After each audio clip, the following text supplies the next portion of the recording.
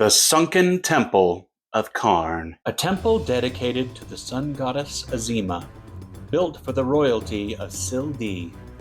It laid buried under the Thanalan Desert until the upheaval caused by the seventh umbral calamity forced these ruins to the surface.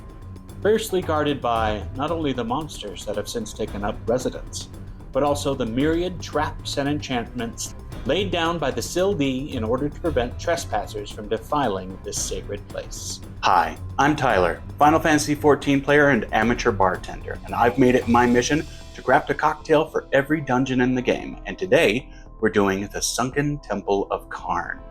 Welcome to a Cocktail Reborn. Let's get started.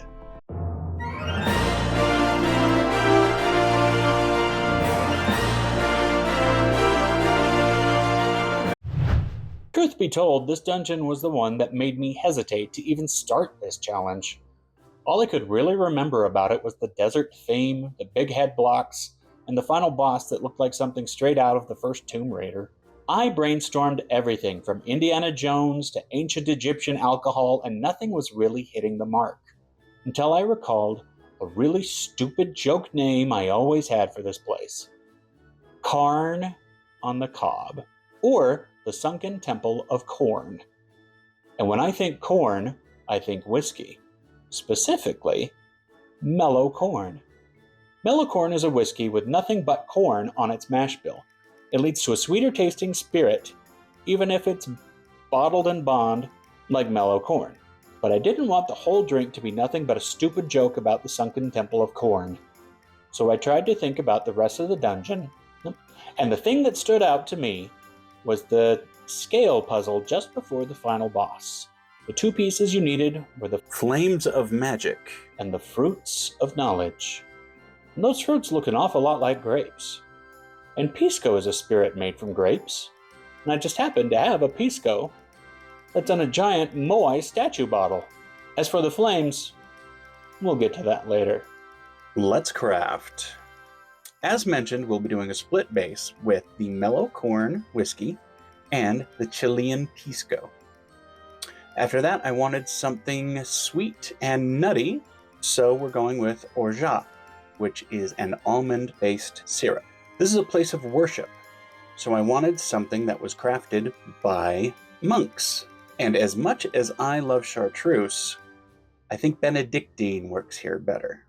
Then we'll add a lime for acid balance. And as this place was just unearthed at the start of the 7th Umbral era, I wanted something earthy, so we're doing mole bitters.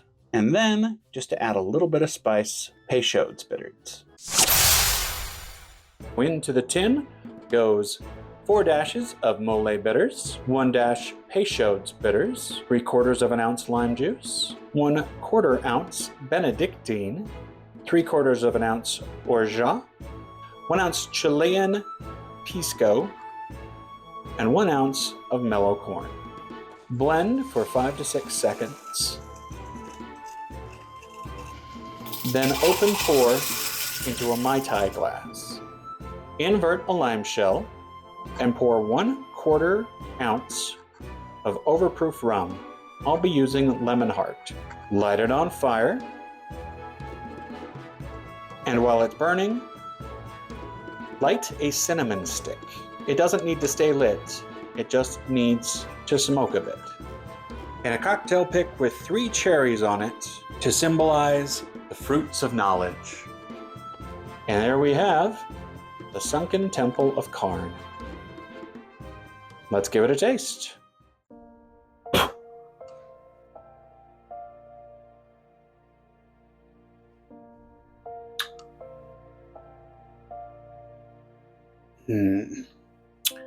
Despite it looking like mud water, this is very tasty.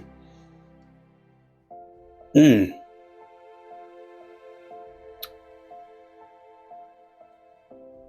Pisco stands up surprisingly well to the other very flavorful ingredients.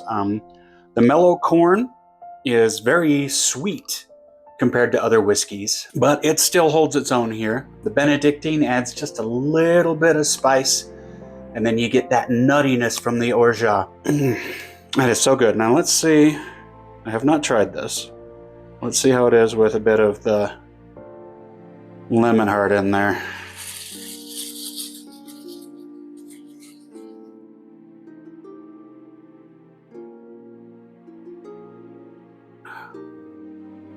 Oh, that's nice. The lemon heart adds some brown sugar notes to the whole thing.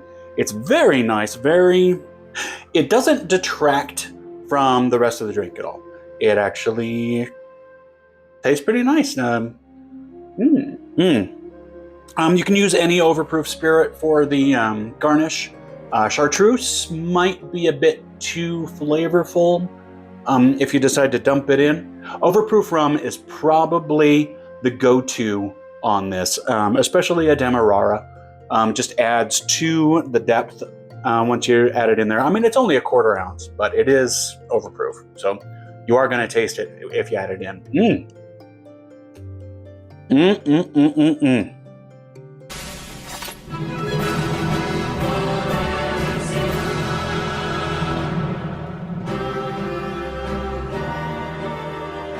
And that is the Sunken Temple of Qarn. Sound off in the comments if you decide to make this drink. I made this to my own tastes, so your mileage may vary. Please like, share, and subscribe if you liked the video, and stay tuned for the next one, which will be Cutter's Cry. And until next time, may the light of Azima always shine on you. Cheers.